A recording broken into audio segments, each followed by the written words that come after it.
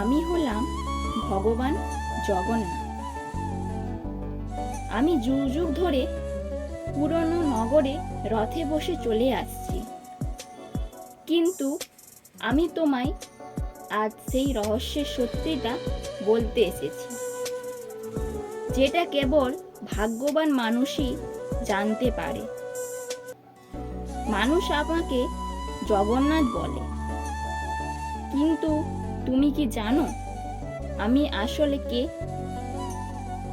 আমি সেই যে যার কাঁধে শ্রীকৃষ্ণ ছিল, সেই যে অর্জুনকে গীতা শুনিয়েছিল, সেই যে রাধার ভালোবাসাকে ঈশ্বর তুল্য বানিয়েছিল, সেই যে অধর্মের সামনে ধর্মকে জিতিয়েছিল।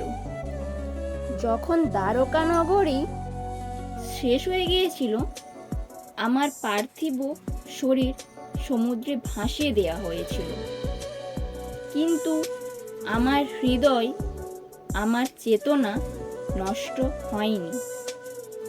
সেই জ্বলন্ত আত্মা সমুদ্রে একটি পবিত্র লাগরি হয়ে ভেসে ওঠে, আর ভেসে ভেসে পুরীর ধারে এসে পড়েছিল। আর সেই সময় রাজা ইন্দ্রধর্ম আমাকে তার স্বপ্নে দেখেছিলেন। হে রাজা, এটা কোনো সাধারণ কাঠ নয়, এটা আমার শরীর, এটা দিয়ে আমার মন্দির বানাও। রাজা আদেশ দেয় মূর্তি বানানোর জন্য। একজন সিদ্ধ পুরুষ হাজির হয়। সে বলেছিল, এটা গুপ্তভাবে বানাও, বানানোর সময় কেউ গেট খুলবে না। সে কেউ আর নয়, স্বয়ং বিশ্বকর্মা ছিলেন।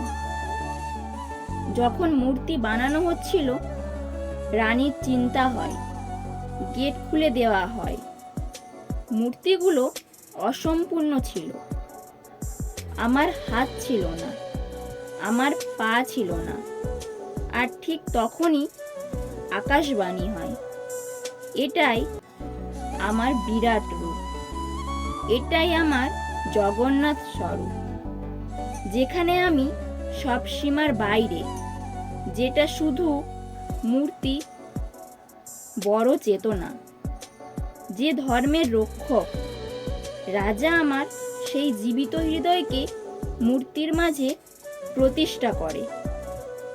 সেই হৃদয়, যেটা আমার শ্রীকৃষ্ণরূপী চেতনার স্বরূপ ছিল, সেটা আজও আমার মূর্তিতে বসবাস করে।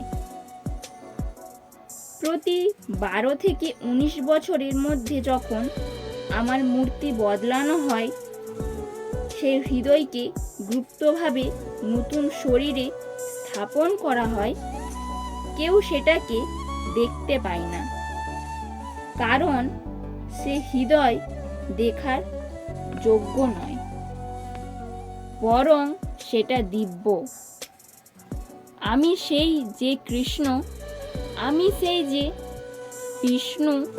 আমার চোখগুলো গোল, কারণ আমি সব দিকে দেখতে পাই।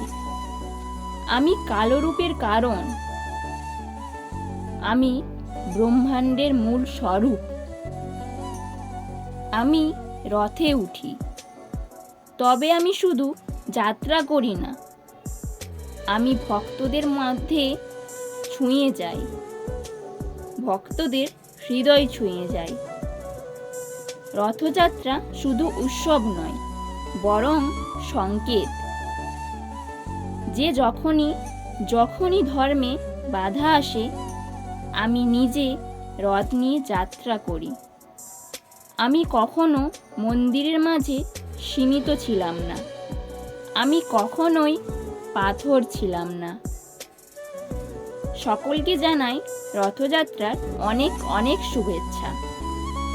সবাই বলো জয় জগন্নাথ।